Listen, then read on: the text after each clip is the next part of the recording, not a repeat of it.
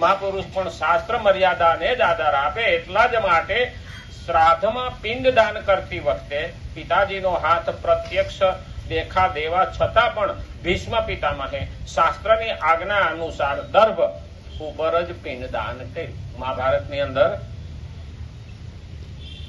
અનુશાસન પર્વ 84મો શ્લોક 15મો સર 20 સુધી. આથી સાધકે સઘળા કર્મો શાસ્ત્રની આજ્ઞા અનુસાર જ કરવા જોઈએ. ભીષ્મ પિતાના એના પિતૃનું હાથ બહાર આવ્યા છતાં હાથમાં ન દીધું. શાસ્ત્રે કહ્યું એ પ્રમાણે દર્ભ ઉપર એને શાસ્ત્ર અનુસાર આજ્ઞા પિંડદાન કર્યું. કારણ કે જે લખ્યું છે એ પ્રમાણે જો આપણે પાણી રેડવા જાય, પિતૃઓને પાણી રેડે, કોઈ બેનો આરાવારા કરે એટલે ત્યારે 14 ના અમાસ 3 દિવસ રેડે. નહીતર આપણે અમાસને દાડે જ પાણી રેડવા જઈએ. હજુ કે હવે તો રેડતા નથી, હવે તો ફરાથી નાખતા નથી. કારણ કે સનાતન ઉપર એટલો બધો ઘા થયો હતો અને સનાતન તોડવા એટલા બધા બેઠા હતા. એટલે હવે આ પેઢીને તો એને સમજણ જ નથી કે પિતૃને વાસ ન ખાય. પણ પાણી રેડવા જઈએ ત્યારે કહ્યું છે કે પિતૃને પાણી પાતી વખતે પીપળે પાણી રેડો, નરો ઉભે રેડો. આમ નોખી નોખી જગ્યાએ પાણી રેડવાનું. તુલસી ક્યારે રેડો, એની પાછળનો હેતુ છે કે ભગવાન તમને અને અમારા પિતૃને ધરો. ગણપતિને આવાહન કરતી વખતે એ પણ પાણી રેડવું. ઘણા એમ કે ને કે અમે એક ભગવાનને માનવા વાળા, એક ભગવાનમાં અટવાઈ જાય. બહુધા ઈશ્વર, તમે રસ્તેથી તમે જઈ શકો છો ભગવાન પાસે. ગણપતિને માનો, હનુમાનને માનો, રામને માનો, કૃષ્ણને માનો.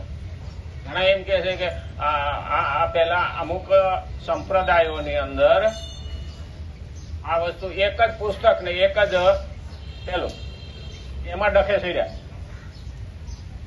હવે ધર્મ કોને કહેવાય? જેને ભેગા કરે એને ધર્મ કહેવાય, વિધ્વંસ કરે એને ધર્મ ન કહેવાય. આપણા ધર્મની વ્યાખ્યા કેવી છે? રામાયણ ઉપાડો, ભાગવત ઉપાડો, ભગવદ્ ગીતા ઉપાડો, મહાભારત ઉપાડો, કોઈ પણ ગ્રંથ વાંચો, એમાં ધર્મ ક્યારેય કોઈને અલગ કરવાનું કહેતો નથી. ઉલટાનો ધર્મ બધાને સંગઠિત રહેવાનું કહે છે. તો બીજા સંપ્રદાયો છે જેને રિલિજન કહે છે અંગ્રેજીમાં, એટલે સંપ્રદાય. એ શું કહે છે? અમારો ભગવાન જ, બીજો કોઈ નહીં. અમારો જ ગ્રંથ, એને માનો, બાકી કાફીરને મારો. આવું છે કોન્સેપ્ટ. તો બીજાને મારો એટલે તો વિધ્વંસ થયો, અલગ કરવાનો ધંધો થયો. નીતિઓમાં પણ એ જ બાઇબલમાં લખ્યું છે. હા, અમારા ભગવાનને માનો ને અમારા ગ્રંથને માનો તો તમને સ્વર્ગ મળે, નહીં તો નરક મળશે. આપણે ત્યાં સર્વેત્ર સુખીના સંતુ સર્વે સંતો નિરામયા આવું કહ્યું છે. વસુધૈવ કુટુંબકમ આપણા ધર્મનો કોન્સેપ્ટ શું છે? અને એટલે જ આપણા ધર્મ ઉપર એટલા ઘા થયા. 49 વખત આપણી ઉપર સંસ્કૃતિ ઉપર હુમલા થયા, છતાં સનાતન હજી ભયંગો તૂટ્યો ટકી રહ્યો. પણ આપણે ત્યાં એકતાની વાત આવે છે, આપણે ત્યાં બધાના સુખની વાત આવે છે. આપણે ત્યાં વસુધૈવ એટલે આખી પૃથ્વી સૃષ્ટિ એક પરિવાર છે. આવો કોન્સેપ્ટ ભગવાન કૃષ્ણ પણ છે. એટલે આપણા ધર્મની અંદર વિધ્વંસ નથી. હા, પણ પરિત્રાણાય સાધુનામ વિનાશાય ચ દુષ્કૃતામ. આ શબ્દ કયો? આપણા દરેક દેવી કોઈ પણ ભગવતીને ઉપાડો, કાં તો હાથમાં ખડક છે, તલવાર છે, ત્રિશૂળ છે, શું કરવા? કે ભાઈ ઉભો રહે, શાંતિથી રહી તો આશીર્વાદ મળશે. અને ડાયો નો રહ્યો અને દોઢ ડાયો થઈશ તો હથિયાર તારા માટે જ છે. અષ્ટભુજાડીને આપણે પણ જોઈએ ને દર્શન કરીએ ને તો એના હાથમાં હથિયારો છે. શું કરવા? કે આપણે કાયર બનવાનું નથી. સમય આવે હથિયાર પણ ઉપાડવા પડે. અને એટલે જ કે છે આજની સરકાર શું કે છે, સમય આવે વાંસળી પણ વગાડીએ અને સમય આવે સુદર્શન પણ ભય બીના પ્રીત નાહી. રામાયણમાં લખ્યું. જયારે સમુદ્ર ભગવાન રામને 3 દિવસ સુધી જવાબ ન દીધો અને બાણ સાંધ્યું તો પગમાં પડી ગયો. ભય બીના એટલે આવા હરામખોરોને તો શું કરવું પડે? અને એટલે જ કીધું સાધકે સઘળા કર્મો શાસ્ત્રની આજ્ઞાની અનુસાર જ કરવા જોઈએ. રાગ દ્વેષ દૂર કરવાને ઈચ્છુક સાધકોને માટે તો કર્મ કરવામાં શાસ્ત્ર પ્રમાણની આવશ્યકતા રહે છે. હવે રાગ દ્વેષ દૂર કરવાને ઈચ્છુક જે સાધક છે, સાધક આપણે બધા જ એમાં આવીએ, કારણ કે આપણે હજી કઈ પહોંચી ગયેલા નથી. આપણે તો હજી ધીમે ધીમે જઈએ છીએ. અને આ તો ભાઈ ઢાળ ચડવાનો છે એટલે ગાડી ચોથા ગેરમાં ન હાલે, પેલા ગેરમાં હાલે. એકદમ જો આપણે ભાગવા જઈએ ને તો ગાડી પાછી પડે. અને પછી તો ભાઈ પાછી ગયા પછી બ્રેક માં રહી ઉભી ન રે. આજે ઢાળ ચડાવતા છે ને 4 વ્હીલ કે એને ડખો થાય. પાછી પડ્યા પછી રોકાય નહીં. એમાં આપણે ભટકી ગયા પછી રોકાય નહીં. રાગ દ્વેષ દૂર કરવાને ઈચ્છુક સાધક, દરેક સાધક છે જ્ઞાન સાંભળીને એની સાધના થાય છે. એટલે જે વ્યક્તિ છે એ સાધક છે અને જે સાંભળે, સાધક જે સાંભળે તેને સાધના કહેવાય. અને જેના માટે સાંભળે ભગવાન એ સાધ્ય છે. એના હાટું તો આપણે પ્રયત્ન કરીએ છીએ, મહેનત કરીએ છીએ કે પ્રભુ અમને 24 કલાક આપી છે, એમાંથી 1 કલાક 2 કલાક તારા માટે. એમાં આ તો પવિત્ર અધિક માસ છે, પુરુષોત્તમ માસ. અધિક માસમાં તો માણસ આખું વર્ષ ન કરી શક્યો હોય તો આમાં કે હું મારી ભક્તિ કરી લઉં, જ્ઞાન લઈ લઉં, દાન કરી લઉં, તપ કરી લઉં, વ્રત કરી લઉં.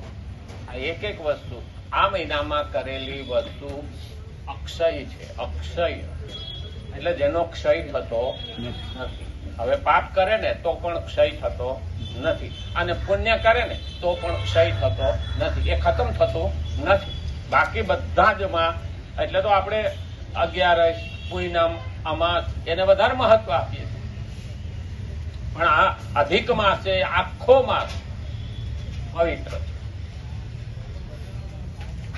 ઘણી વખત આપણને એવું લાગતું હોય છે કે આખો દાડો માળા ફેરવતા રહીએ કે આખો દાડો ધૂન બોલતા રહીએ. એ તો 5 મિનિટ કે 10 મિનિટની શરૂઆત.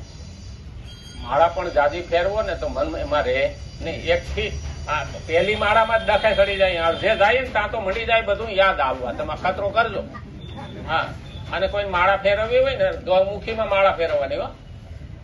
ગૌમુખી હોય ને આવી આ ગૌમુખી હવે એક જગ્યાએથી આવી છે, અહીંયા છે, જેને જોતી હોય ને એમાં અંદર માળા છે.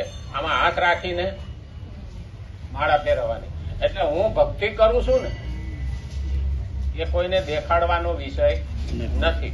આ માળા અંદર ફરતી હોય કોઈને ખબર પડે નહીં કેટલે ઉગ્યું, પણ આપણા મનમાં હું હાલે છે એ કોઈને ખબર ન પડે. માળા ફેરવતા હોય પણ મન બીજે ભટકતું. એ થવું જોઈએ નહીં.